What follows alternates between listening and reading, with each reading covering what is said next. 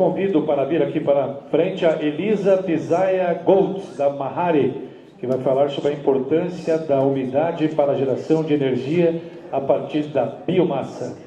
Espero que eu tenha soletrado corretamente seu sobrenome. Pisaia ou Pisaia? Pisaia? Pisaia. Então, Elisa Pisaia Goltz, tenha bondade, fique à vontade. Obrigada. Bom dia, boa tarde a todos. Eu já vi alguns rostos conhecidos, mas de qualquer maneira, me apresentando melhor, eu trabalho na Mahari Automação. Eu sou engenheira industrial madeireira, formada aqui na Federal mesmo, e mestre em engenharia florestal, e vou falar um pouquinho da importância da umidade para a geração de energia, até porque o tema da minha dissertação foi exatamente esse, foi a validação de um equipamento para medição de umidade, que já era bastante usado comercialmente, que é um medidor de umidade de cavacos de madeira, de bagaço de cana, de resíduos agrícolas, né? Eu esqueci do passador. Vocês estão me ouvindo bem? Estão me ouvindo bem? Bom, vamos lá. O que eu separei para falar aí nesses 20 minutos essa é a agenda, então os parâmetros mais importantes para controlar a qualidade da biomassa. Por que determinar a umidade que está nessa listinha desses parâmetros? Quais são os métodos mais utilizados para determinar a umidade de biomassa? E, dentre esses métodos, vou falar um pouquinho mais de detalhes sobre o método dielétrico, que é uma especialidade da Mahari, que já tem vários anos aí de experiência nesse assunto. Eu fui passando e nem vi, desculpa. E no final vou falar um pouquinho também sobre metrologia, porque afinal a determinação da umidade nos últimos anos vem sendo bastante determinante para definir preços de biomassa, e isso ainda está bastante cru no Brasil, então a gente mede e define preços de biomassa com equipamentos que estão no mercado, mas metrologicamente nem todos ainda estão validados. Então vamos falar um pouquinho sobre metrologia também. Bom, eu diria que os principais parâmetros para controlar a qualidade de biomassa são esses. O teor de cinzas eu até deixei em cinza, porque não vou abrir um slide para falar especificamente disso, acho que é um assunto bastante discutido já até nas outras palestras. E principalmente dentro de cavacos de madeira, aí, que eu imagino que seja o material mais utilizado hoje em dia, principalmente no Paraná, já é um assunto bastante batido. O segundo parâmetro seria densidade. Vou falar alguns termos específicos sobre densidade, poder calorífico e umidade, e granometria, todos relacionados uns com os outros, né? Bom, sobre a densidade. Existe às vezes um pouquinho de confusão entre os termos, né? Densidade aparente e densidade a granel. Na academia tem muitas pessoas que não consideram o termo densidade aparente de cavacos, por exemplo, densidade aparente de bagaço de cana, um termo correto, mas existem até normas da ABNT usando esse termo, densidade aparente de cavacos, mas seria densidade a granel. Então, quantos quilos de cavaco em determinada umidade eu tenho, dividido pelo quantos metros cúbicos eu tenho desse material, numa mesma umidade, massa e volume. Isso pode ser definido a partir da umidade em base úmida ou em base seca. E existe também o termo de densidade aparente, que aí está mais relacionado à espécie de madeira que você usa ou ao material específico do qual a gente está tratando, né? Eu coloquei a foto desse equipamento, que é um equipamento bastante utilizado aí, talvez por algumas empresas que estão assistindo a palestra, e faz a medição da umidade, e da densidade aparente também. Mas vamos adiante. Sobre a granometria. No Brasil, ainda o assunto de biomassa, como eu falei, é bastante cru em termos de normativas. Mas existem muitas normas na Comissão de Papel e Celulose, porque o pessoal usa muito cavaco de madeira, que podem ser aplicadas à medição de parâmetros para controle de qualidade de biomassa. Na granometria, essa é uma das normas. Então, ela propõe uma peneira aí com diversos tipos de furação Eu acho interessante isso porque essa peneira é muito cara, assim, para quem usa biomassa. Essa peneira, não sei preço, mas é na faixa de vários milhares de reais. E quem usa biomassa e quer controlar a qualidade da biomassa e controlar a granometria, geralmente não está disposto a investir, não sei, milhares de reais em uma peneira, outros milhares de reais no equipamento que mede umidade, outros milhares de reais no equipamento que mede a densidade, e assim a conta vai aumentando. Então, eu coloco essa norma aí porque tem muitas pessoas que falam na construção de equipamentos. Então, às vezes até é possível, as pessoas não sabem que é possível consultar a norma e desenvolver o seu próprio método de controlar parâmetros como a granometria, densidade e esses parâmetros dessa lista aí que eu coloquei. Poder calorífico. Bom, sobre o poder calorífico, também trouxe esse assunto só para falar de termos, muitas vezes discordantes no mercado. Aqui no Paraná, a gente trata bastante dessas três definições: poder calorífico superior, poder calorífico inferior e poder calorífico útil. Então, PCS, PCI e PCU, onde existe uma diferença. A gente trata de PCI e de PCU com uma diferença, e se você pega o pessoal do Mato Grosso, muitas pessoas chamam o PCU de PCI, e isso está tudo bem, é uma diferença de nominação apenas, né? Mas aqui no Paraná, principalmente, quando a gente fala de PCU, a gente está falando de um valor bastante utópico e definido em laboratório, num teste de definição de poder calorífico útil com poder calorífico superior com uma bomba calorimétrica.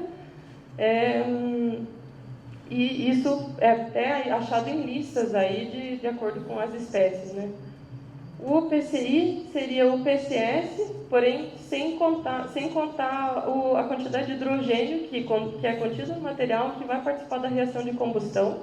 E o PCU é o PCI, porém você desconta a quantidade de água que vai precisar evaporar antes do começo da queima e antes do começo da geração efetivamente de energia. Bom, agora vamos ao propósito efetivo aí da palestra, que são os principais motivos pelos quais a medição de umidade é tão importante. Eu listei 4 principais motivos, provavelmente há muitos mais motivos do que esses, mas vamos tratar de cada um deles. O primeiro, armazenamento. Por que é tão importante medir a umidade no armazenamento?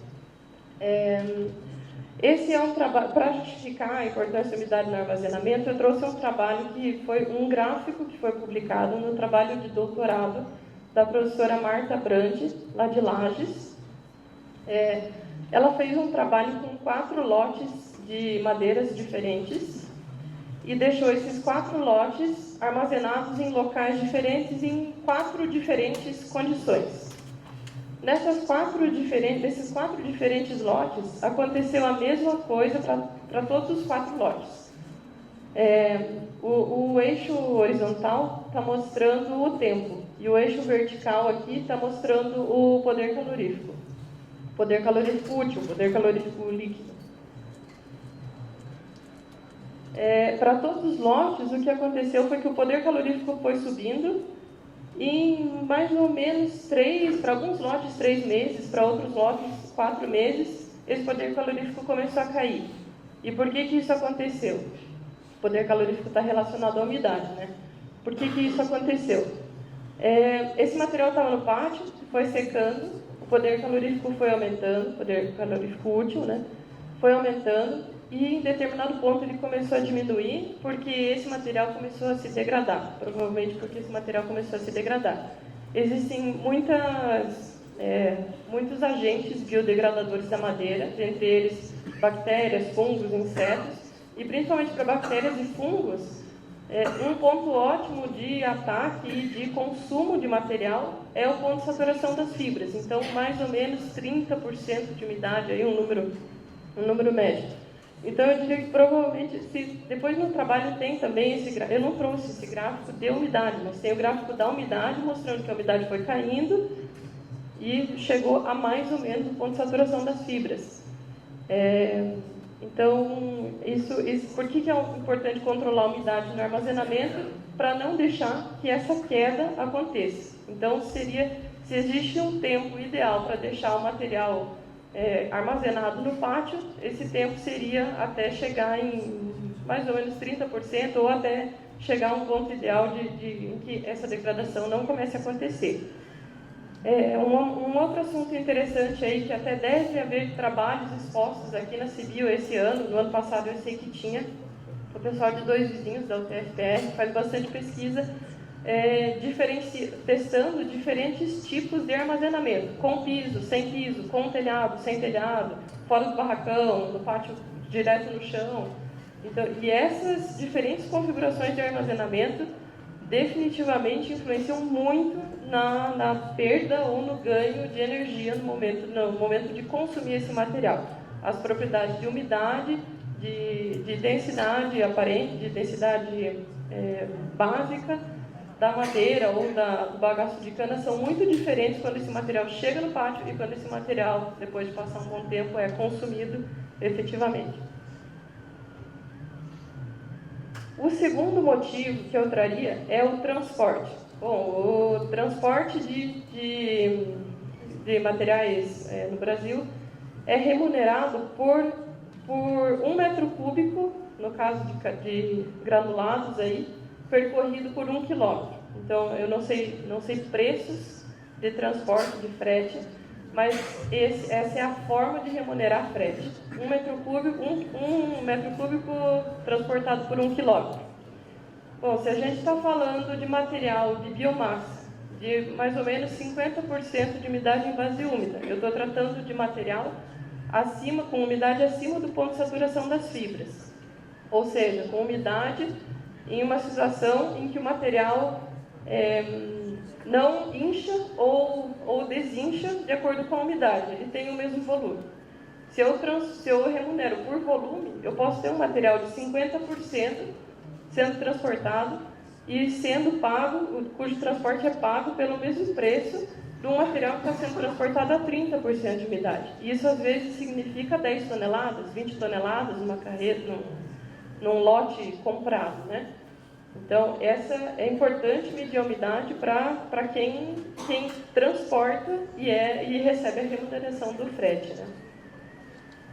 O terceiro motivo que eu trouxe eu trouxe os dois motivos juntos, né? O comércio de biomassa e o poder calorífico e a energia gerada.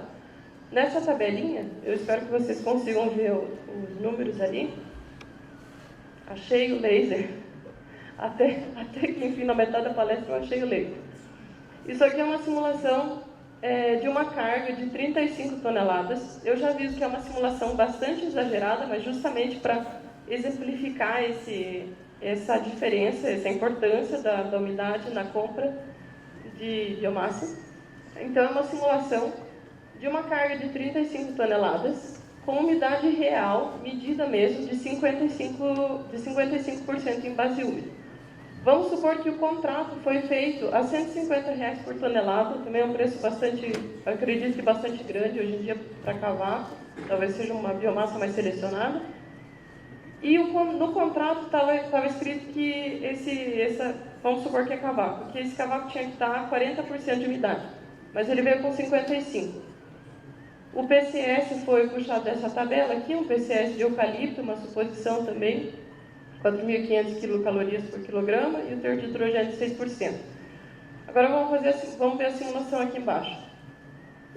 Aqui é a coluna do material com as propriedades reais, e aqui é a coluna do material com as propriedades ideais que estavam definidas nesse nosso suposto contrato. O peso seco, só de material mesmo, do cavaco a 55% de umidade seria de 15 toneladas. E o preço padrão, realmente contratado, seria de 21 toneladas. A quantidade de água aqui a 55%, 19 toneladas. A quantidade de água a 40%, 14 toneladas. Poder calorífico inferior, o útil, mas o que nos interessa mesmo é que a energia útil, de acordo com esse poder calorífico útil, o material que estava 55% de umidade, gerou 54 megacalorias. E o material que supostamente deveria estar a 40 geraria 79. A diferença aqui entre 79 e 54 é de 31%. Então, acredito que essa é mais ou menos a conta que a maioria das empresas utiliza para fazer desconto ou até bonificação na compra da biomassa. E isso geraria uma diferença, ao invés de R$150 cobrados na tonelada da biomassa, faria esse valor aqui cair para R$100 a tonelada da biomassa. E isso funcionaria inversamente também. Vamos supor que eu contratei um material a 40% de umidade, ele veio a 30%, dá para fazer essa conta na bonificação também. Mas eu só trouxe essa conta para mostrar aí o quanto a diferença na umidade ali pode ser de 15 unidades, que está impactando aí na diferença de preço de 30%, que é um valor absurdo para uma empresa que consome toneladas e toneladas de biomassa por mês. Né? Então, esses são os dois últimos principais motivos da importância da medição da umidade. Bom, vou falar muito rapidamente aí sobre os métodos para medição de umidade. Existem métodos primários de laboratório e métodos secundários que sempre são calibrados com base nos métodos primários e sempre usam os métodos primários como referência. O método primário mais utilizado, mais vastamente utilizado e tradicional no Brasil, que é normatizado, é o método gravimétrico, que pesa o material antes, pesa o material depois, seca, pesa o material depois, considera-se que o que saiu desse material foi água.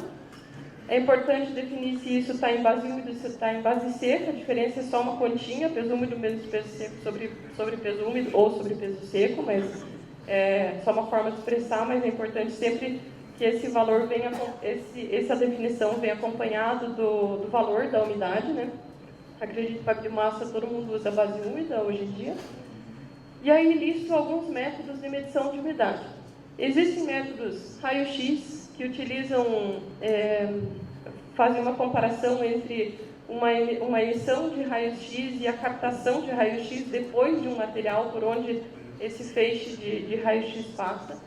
Existem métodos indiretos, é possível calcular quanto de água que tinha no material depois que ele já foi queimado, se você sabe, por exemplo, a emissão, quantidade de emissão de gases que saiu de uma caldeira, e outros parâmetros que foram ajustados na caldeira, mas é um método destrutivo, você vai saber o valor só depois que esse material já foi queimado, né? Existem métodos aí de infravermelho próximo, onde você usa um feixe de luz e considera a quantidade de luz refletida, que varia de acordo com a quantidade de água que existe no material. E, finalmente, chegou na área aí da Mahari que existe o método dielétrico que pode ser aplicado na faixa de radiofrequência ou pode ser aplicado na faixa de micro-ondas. E a gente utiliza na faixa de radiofrequência porque isso propõe uma facilidade muito maior na aplicação aí dos materiais. Esse é um trabalho de Nystrom, eu não sei pronunciar esse nome, mas é um sueco, publicou esse trabalho em 2004 e fez uma revisão de todos os métodos que ele encontrou na época de medição de umidade e disse aqui nessa tabela se pode ser aplicado online sim ou não, e yes aqui para todos os outros, se pode ser aplicado por amostragem ou em linha, né, num fluxo, por exemplo, numa esteira, se foi reportado sucesso ou não, e no trabalho dele ele cita de onde que ele tirou essas referências. Então eu coloquei só para puxar o gancho aí, se alguém tiver interesse depois de dar uma olhada nesse trabalho. Esse aqui, o que eu circulei foi o método dielétrico com radiofrequência, que é o que a Mahari utiliza. Então, sim, pode ser aplicado online, pode ser aplicado num fluxo de cavacos numa esteira ou num fluxo ou por amostragem. O sucesso reportado tem precisão de 0,1 a 6%. E, beleza, vamos adiante. Eu vou falar agora um pouquinho sobre o método dielétrico também rapidinho. Consiste num... Tempo esgotado, vou passar o último slide. Vou passar o último slide aqui. Essas são as diferentes aplicações. Você tem um eletrodo, passa um campo elétrico por dentro da madeira e mede o quanto que esse campo elétrico foi perturbado pela água. E é possível aplicar isso em diversas geometrias. Por exemplo, num fluxo de biomassa, que seria esse equipamento aqui, dentro de uma tora ou num cruz-cavacos, né? Bom, gente, falando aí de...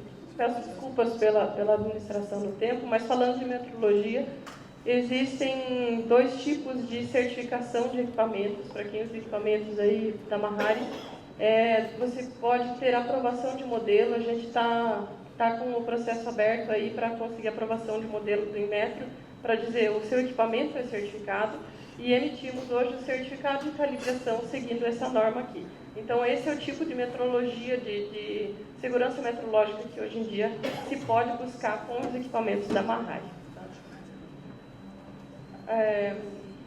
Eu vou acabar pulando esse slide, a gente pode conversar depois. Então, agradeço a atenção de todos e fico à disposição mais tarde para tirar as dúvidas de vocês. Obrigado, Elisa. Você volta daqui a pouco no nosso debate, que será comandado pelo José Dilcio Rocha. Agora vamos ao nosso próximo palestrante.